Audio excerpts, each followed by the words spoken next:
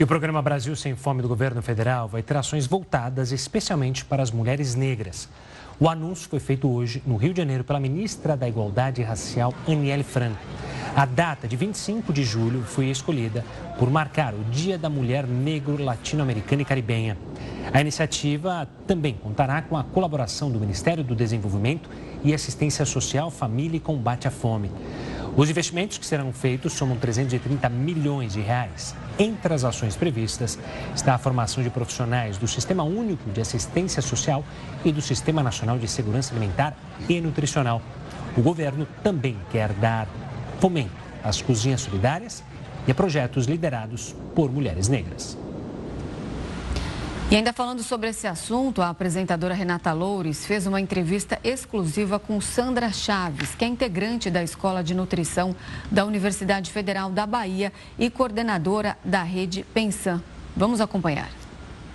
Professora, antes da gente começar a destrinchar esses números, eu gostaria que você explicasse para a gente, por favor, essa diferença de classificação, né? Esses diferentes níveis de insegurança alimentar que a gente tem no Brasil, até chegar à forma mais grave, que é a fome. Como que cada nível desse se caracteriza e como que os estudos conseguem chegar até essa classificação?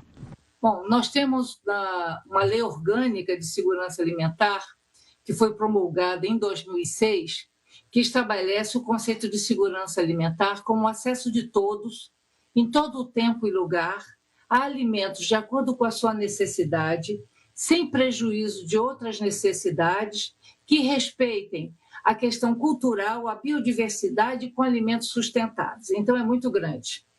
A partir desse conceito, nós introduzimos no Brasil a escala, validamos para o Brasil a escala de insegurança alimentar. Essa escala nasceu nos Estados Unidos e veio sendo adaptada. No Brasil, nós fizemos a validação em 2003. É uma escala brasileira de segurança alimentar, uma escala psicométrica, porque ela mede a percepção do indivíduo sobre o acesso ao alimento.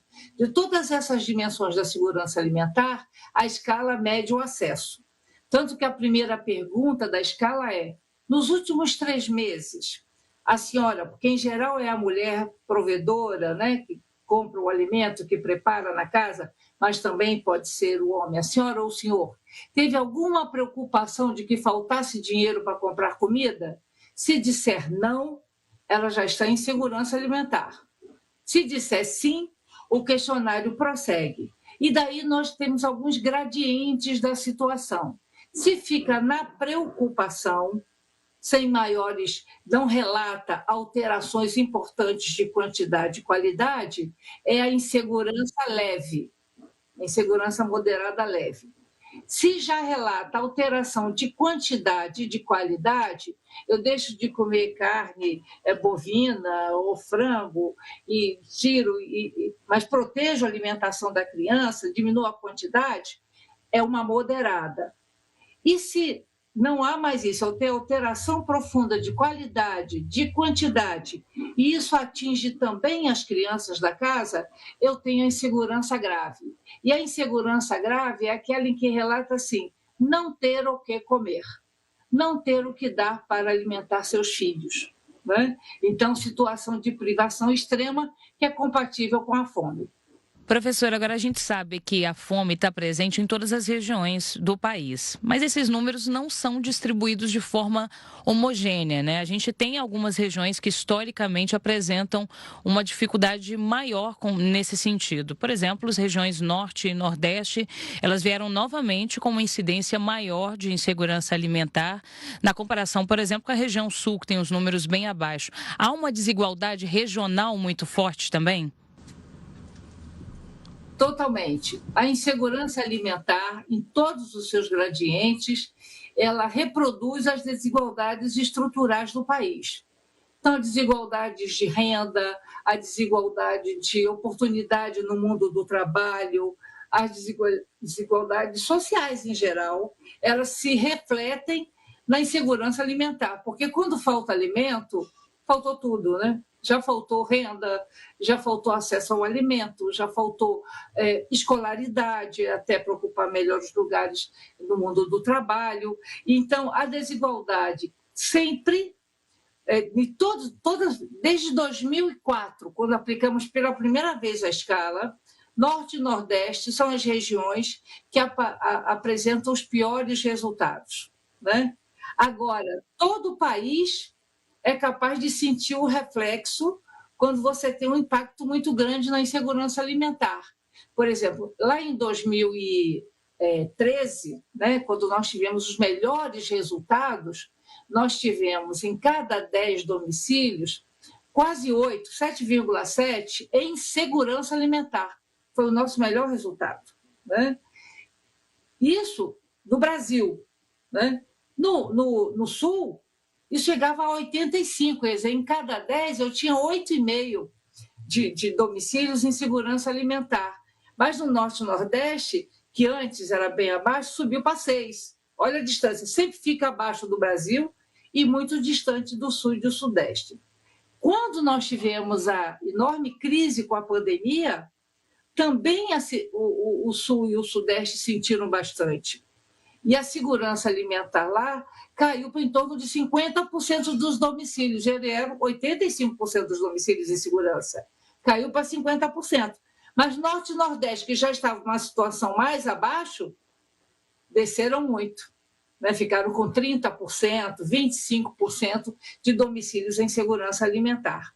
Então, podemos dizer o seguinte, que todo o país, todas as regiões se ressentem de falta de políticas públicas que promovam a igualdade e o acesso ao alimento. E aquelas regiões que estruturalmente, historicamente, estão mais distanciadas do processo de desenvolvimento integrado do país, sofrem mais. Você tocou em alguns pontos importantes que eu ainda quero aprofundar com você, como a questão da pandemia, mas antes eu queria continuar ainda nessa seara das desigualdades. Você falou sobre esse mapa da desigualdade, o mapa da fome no Brasil, pelas regiões. Da mesma forma como a gente pode traçar regiões que têm uma incidência maior do problema, também é possível traçar um perfil dessas famílias, dessas pessoas que vivem a fome? A fome no Brasil, ela tem gênero, tem raça, tem condição social? Totalmente, Renata. Os estudos mostram. Ela tem endereço, tem gênero, tem raça e cor, tem escolaridade, né? E até tem idade. Então, o que vemos? Região Norte e Nordeste aumenta o risco de insegurança de domicílios em insegurança alimentar. Se o domicílio for chefiado por mulher, aumenta o risco de insegurança alimentar. Quando eu falo aumenta o risco de insegurança alimentar moderada e grave, né? Que são as faixas mais graves da situação.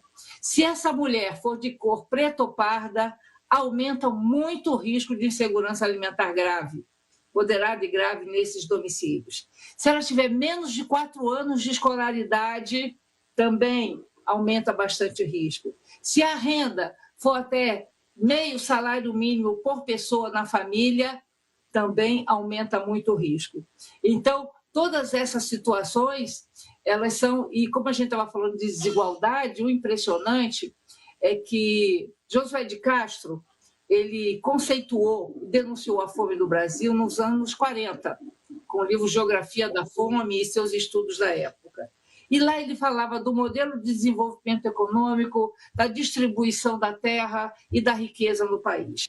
E quando a gente olha hoje, você vai ver o mesmo padrão. Desde 2004, e mesmo esses dados recentes, você tem os mesmos determinantes. A situação está bem menos pior do que durante a pandemia, ainda assim, os mesmos fatores. Norte, Nordeste, mulher, chefe de família, preta ou parda, baixa escolaridade, baixa renda, são os fatores determinantes.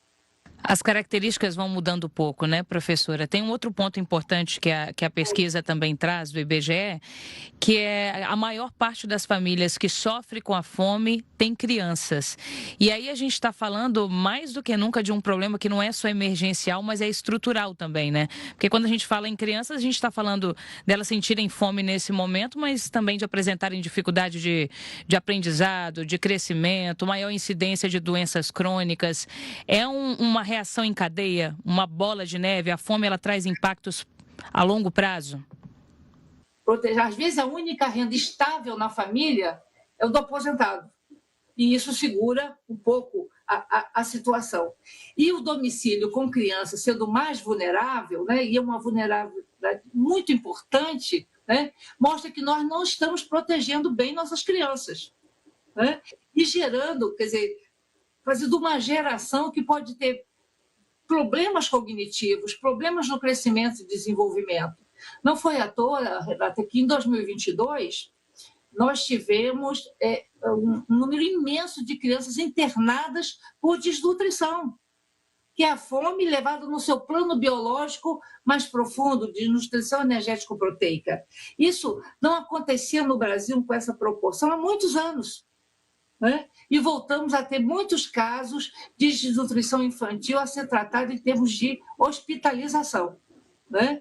Fora as crianças, e essas são as crianças que a gente tem acesso, fora o que nós sabemos está acontecendo nas comunidades indígenas, em populações que nós não alcançamos ainda com todas as nossas pesquisas.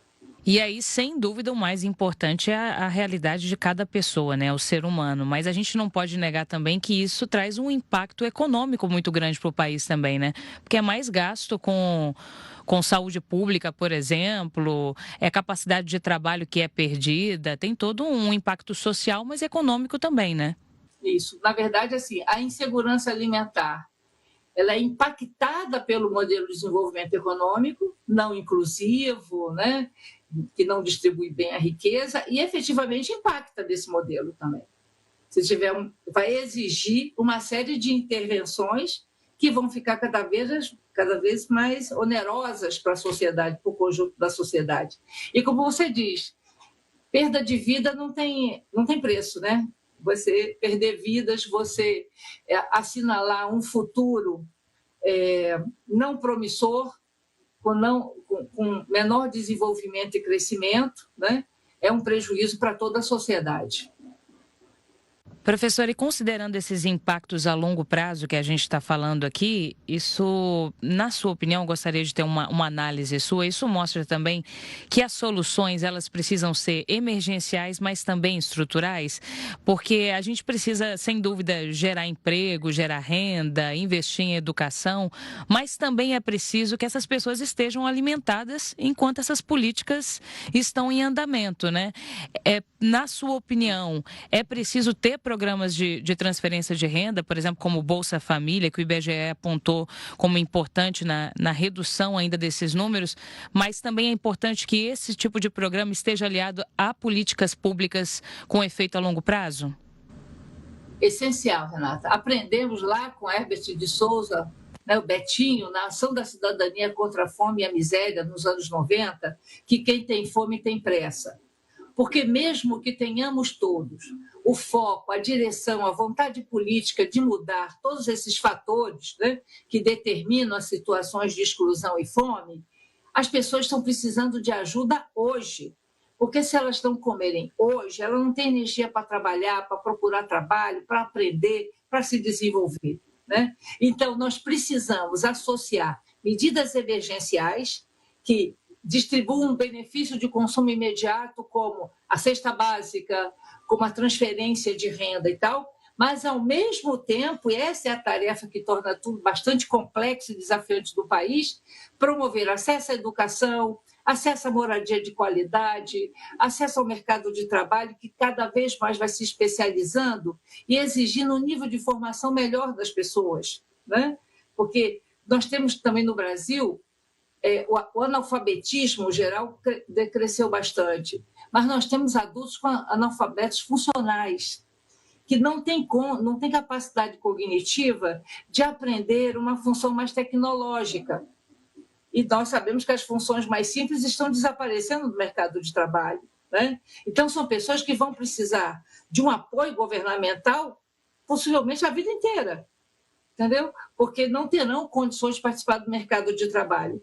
Então, esse é um desafio muito grande para nós na sociedade brasileira, porque é dar o prato de comida, né? Dar o acesso ao alimento hoje e, ao mesmo tempo, criar condições para que essas pessoas ganhem a sua emancipação, possam participar do mercado de trabalho, contribuam para o desenvolvimento do país. Agora, é importante um detalhe, que nós já estudamos aqui, já acompanhamos famílias beneficiárias de programas de transferências de renda no interior da Bahia, com a nossa equipe de pesquisa aqui durante 3, 4 anos. E via exatamente a mudança do Bolsa Alimentação para o Bolsa Família, lá do final dos anos 90 para o início dos anos 2000 até 2006. É impressionante como a transferência de renda muda o perfil dos municípios. Porque esse é um recurso que fica no município. Ele vai para a mão da mãe mulher, ela compra na feira, ela compra da farmácia. Esse recurso circula no próprio município. Então, nós acompanhamos a melhoria dos municípios. Eles vão também a uma microeconomia local que se movimenta. Isso também gera emprego. Isso também gera fixação das pessoas naquele território para não engrossar essa pobreza urbana tão séria que vivemos, né? Então, no outro dia, eu acho que o presidente estava dizendo assim, não, eu quero que essas pessoas saiam da transferência de renda. Sim, o objetivo é que a gente possa não precisar transferir renda, né? Que cada um, a não ser aqueles que tenham algum tipo de doença ou invalidez que não permitam participar do mercado de trabalho. Mas o ser humano, ele foi preparado, ele tem essa sensibilidade de conquistar seu lugar, né? A partir do trabalho, a partir da sua formação do seu trabalho. Então, o que nós queremos é isso, mas a médio prazo nós vamos precisar manter transferência de renda, cesta básica, programas de acesso ao alimento direto, restaurantes populares, cozinhas comunitárias, tudo que possa garantir alimentação à nossa população. E neste domingo, às 9h30 você assiste ao especial Diálogos sobre a Fome, um programa que reúne especialistas no assunto para discutir as estratégias de combate à fome no Brasil.